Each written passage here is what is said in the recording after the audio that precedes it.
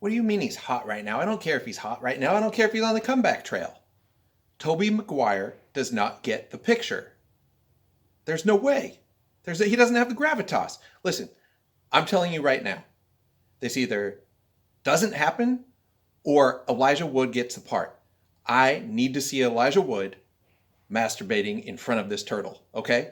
That's it. That's how it's going to go.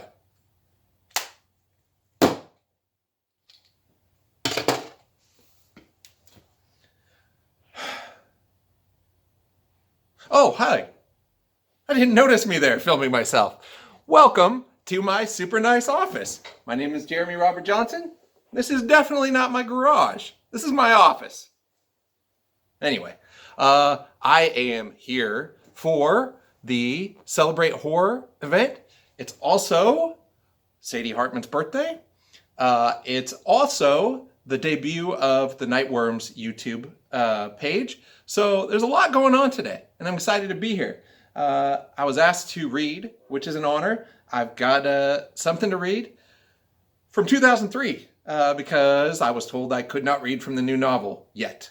I was coming out of the gate a little hot on that one. Doesn't come out until September. Gonna have to wait a little bit. But I have a short story from this book called The Sharp Dressed Man at the End of the Line. And it is a weirdly timely story that a lot of people are finding enjoyable for certain reasons right now. So I guess the only way I can preface this is to say the story was written a long, long time ago and was written as an absurd caricature of what I then believed would be the worst president of our lifetimes. And it's interesting because it really is a radical overextension of how any reasonable president would ever act. And I didn't expect it to now seem like low-key, sedate satire. But it does. So that part needs gussying up. The rest of it is what it is. Please enjoy this very strange short story, The Sharp Dressed Man at the End of the Line.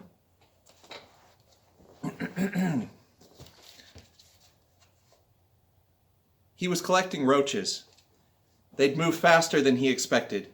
They'd be within centimeters of Dean's fingers and suddenly speed left or right with quarterback maneuverability. Crafty fuckers. Even more survival-driven than he gave him credit for. Survival, Dean's modus operandi. He understood the cockroaches on that level.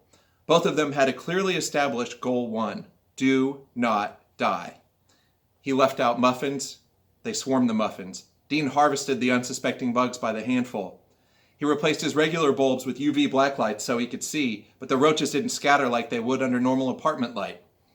In between roach roundups, he watched television. He grimaced, he cringed. Every image on the screen was a fat, flashing sign that read World War III. The news showed conflict with a capital C, international and senseless. It caused Dean to sweat stress and stink up his flop pad, the worst in all of D.C., check the rotting floorboards, the dripping faucets, noiseaholic neighbor bass and baby screams as the soundscape, swinging bare bulb ambiance, mildew and asbestos fighting for airspace, punctured pipes leaking slow into linoleum cracks, plastered pellets of roach shit as the common denominator. Living cheap, barely living. He watched television. The president poked angry bears with sharp sticks. "We will not relent to this axis of assholes." Take that, Iraqi bear. "They're hoarding weapons and planning rape missions." Yield before us, Korea bear.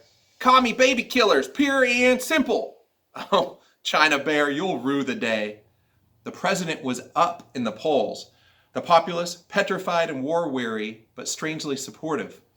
Dean included. He'd back a bully as long as El Presidente could guarantee a win. It was that possibility of a loss that spooked Dean to screeching simian defense levels. A loss, at this heavily armed and nuclear point in world history, meant apocalypse. Dean's answer? Cockroach suit. Thousands of cockroaches, hand-stitched through the thorax, tightly sewn to a penny's business suit bought on the cheap. Dean's days and nights were occupied with the spreading of wings and the careful puncturing of his pathogenic pals with needle and thread. He positioned them all feet out so their mouths could still feed. Dead roaches were of no use to Dean. The live ones carried the instinct. The instinct had kept them alive for 400 million years. Their bodies were natural radiation shock absorbers. They could live for 10 days after being decapitated. Dean knew that in the event of apocalypse, he'd be rolling with the right crew. He knew they were training him for war and for suffering. He'd already borne the brunt of their bacterial ballast. He'd coped with Clostridium. He'd dealt with dysentery. He was becoming impervious to disease, like them. He kept and cataloged the roaches, separated into clusters of speedy smoky browns, ravenous Germans, and overeating Americans. Jars upon jars of the bugs were stored in his deep freezer. They slowed down in the chill. The cold goofed them like opium, kept them still. It kept them from eating each other. That insatiable appetite had been the primary problem with the first cockroach suit. Dean had left it out in the muggy tenement warmth at night, stored along with some chocolate cereal in a microwave-sized cardboard box. When he opened the box in the morning, the cockroaches had not only eaten all the cereal, but had ravaged each other. His carefully crafted suit had gone cannibalistic. He bought another suit.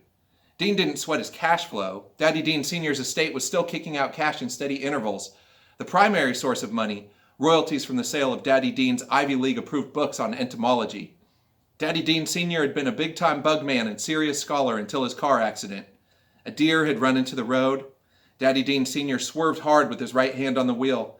His left hand gripped a cherry Slurpee with a thick red straw.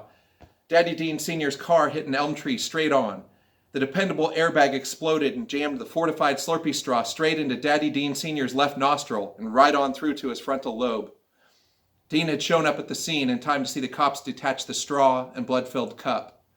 Dean had heard one cop on the accident scene call it a strabotomy. Dean didn't think it was funny. Dean didn't think a single fucking thing was funny for quite a while and resolved to find happiness however he could. For a long while, that meant spending Daddy's textbook royalties on hallucinogens. The strabotomy had taught him that the world made no sense anyway, so he traveled the world hunting head trips. He tongued toads, he feasted on fungus, he inhaled ayahuasca. A bad encounter with a sodomizing shaman and some industrial-strength desert peyote finally scared Dean straight. Then he moved back to the States and began a survival training. He knew the world wanted to erase him. He'd seen it in visions. He'd seen it in the eyes of the priapic shaman. He saw flash frames of his own father felled by a plastic straw. Dean moved to the slums of D.C. He wanted to move to a place that resisted and destroyed life. He knew there were survival secrets in the daily struggle. He holed up and watched television. He watched El Presidente taunting nuclear-armed countries anxious to see if they could one-up Hiroshima. Y'all ain't got the bomb, or maybe you just ain't got the balls to use it. Come on, Korea Bear, show us you got a pair. Dean read books about roaches. He studied sewing and stitch types. He bought spools of thread and heat-sterilized needles. Dean developed his cockroach suit and watched it fail. He cried and sucked up the sick, musty attar of roaches when his first suit dined on itself. He cursed himself when the second suit crawled through a hole in the crumbling apartment drywall. 50 seconds to piss. That's all he'd taken. That was all they needed. He heard his roach-riddled jacket and pants skittering around in the crawl space above his kitchen. Every time he failed, he felt as if apocalypse was seconds away. He got weak. The blood flow to his head lagged. He thought he could hear the roar of approaching bombs overhead. He worked harder, his hands shaking with fear. He ignored the doubt that crept into his skull and took up permanent residence. Dean, don't you know the bomb is coming for you? You think some bugs and some cheap threads can stop a Holocaust? He ignored the fists that pounded on his door, the angry screams, the vulgar notes slipped through the crack of his mail slot. The note last Tuesday read, Mr. Room 308, you are the cockroach man, and ever since you came all up in here, they've gone crazy. My little sister has to wear cotton balls in her ears to keep them roaches from digging into her head and laying eggs like they did with Brian. You ain't right at all, Mr. Room 308. You ought to leave and take your roaches with you. I seen them coming out from under your front door right now. My dad says if Brian has eggs in his brain, then you die. Go away. Love, Maisie. The neighbors thought Dean was bad mojo. They threatened litigation. They threatened worse. Dean knew it was part of the world's plan to erase him. He kept working. Dean actually saw the first bomb hit. He knew it was coming. He knew from the silence. El Presidente had gone silent for 3 days. No more TV broadcasts promising patriotic retribution. No more shots on CNN of El Presidente grabbing his balls and shouting, "Eat this, Iran!" El Presidente was quiet because he was hiding somewhere from the grief he saw coming America's way. El Presidente was crafty, even more survival-driven than Dean had given him credit for. In the calm before the atomic shitstorm, Dean finished his third cockroach suit. It was perfect. A living tapestry of twitching legs and chittering mandibles. Add to the threads a pair of Craig blast goggles, a crash helmet, a refillable oxygen tank, and a thick pair of foil-lined tan work boots, and Dean was suited for survival. When the first newscaster started crying on air, Dean geared up and walked from his apartment to the street. He didn't want to be inside that roach trap when the earth started shaking. Dean walked by apartments and heard the crying of the tenants. He could sense the bomb was coming. Their cries were weird and strangely complacent, the mewling of doomed animals with no options, baby seals waiting for the spiked bat to spread their skulls wide. It made Dean sad. He cried and fogged up his goggles. He felt the suit writhing around his body, taking in his warmth, seething. He stayed in motion. Dean made it into the street and turned to his left, not quite sure where to go, hoping the cockroach's instinct would take over soon. Then he would just lay down on his belly or his back and let them carry him to survival, like a god. The DC streets were packed with people looking up at the sky, waiting. Dean expected chaos and conflict. No one even gave him a second glance. They were waiting for the big delivery from above. They got it, 20 seconds later. The flash blinded Dean, even with the goggles and helmet on. He crouched behind a cement stoop and heard the most cohesive and unified scream any dying species had ever let loose. Then there was silence and heat, terrible heat, and of course, darkness. The cockroaches carried Dean like a god. He woke to dark clouds and electrical storms and drifting gray ash. His retinas were blast burnt, but functional. He was alive. That was the part he couldn't comprehend. He was fucking alive. The roaches were too, and they were moving quickly towards a perceived food source. Dean felt them moving, swift and single-minded, driven by constant hunger. His hands were cold. Nuclear winter was just beginning, and the air already approached frosty. He'd forgotten to buy gloves. He hunched his shoulders, pulled his hands inside the living suit.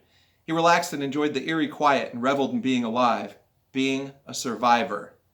He moved without effort through the ash of nuclear winter. His suit surged beneath him as it crawled up onto a sidewalk. The legion of tiny legs pushed onward as Dean zoned out on the gray snowfall floating down from the sky. He watched the sky darken. He saw thick and red and green clouds of nuclear dust float above him. He saw an obelisk in the distance, stark and tarred jet black by the bomb blast. It was the Washington Monument, just like he'd seen on TV. And there was something walking back and forth at the base of the monument.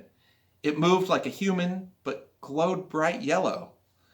Dean let the suit carry him closer, and then stood when he was within 10 feet of the yellow, shifting mass. Dean lifted the visor of his helmet and defogged his goggles. He could see clearly after that, aside from the bright imprint of the blast that wouldn't leave his sight. The peripatetic figure was a man in a Twinkie suit. The thousands of Twinkies were half charred and oozing cream filling. The man turned to face Dean. The man's face was slack, and the eyes were empty of thought or feeling.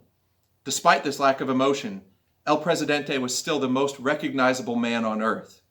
He looked at Dean and started to weep. Dean opened his arms, offering a hug. El Presidente stepped forward and then hesitated. It was too late. The cockroach suit was upon him, 1,000 mouths demanding to be fed. Dean looked into El Presidente's eyes, caught dilated pupils, animal-level fear. The eyes no longer promised Dean's destruction, as they had from the static screen of his television. The world's plan to erase Dean had failed. It was vaporized to dust, silt in 6 strontium-19 winds. The scarred sky above Dean grew darker, the air around him even colder. Dean shivered. El Presidente screamed. Dean reached up and warmed his hands around El Presidente's throat. He felt the pulse under his hands drop to 0. The weeping had ended, and the feasting had begun. So that's that story. You can see why some people might like it. You can see why some people might not. So, I should mention also, do have something new coming out September 29th from SAGA, Gallery, Simon & Schuster, The Loop. It's kind of my attempt to ask what would happen if Michael Crichton wrote a splatterpunk novel. A lot of everything I love is in this book, and I hope you dig it. Super thankful to the Nightworms for checking it out in an early sneak preview. You head over to their blog, you can see what they thought of it. Responses have been cool so far. Super excited about that. Can't wait for everybody to get their hands on this thing. I think people are going to have a good time with it.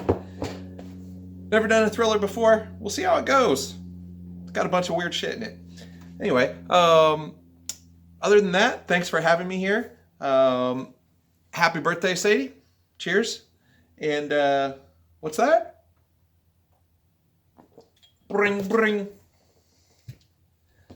Hollywood again. Yes, I said $12 million. That's where I stand. $12 million. And yeah, the Taco Bell coupons.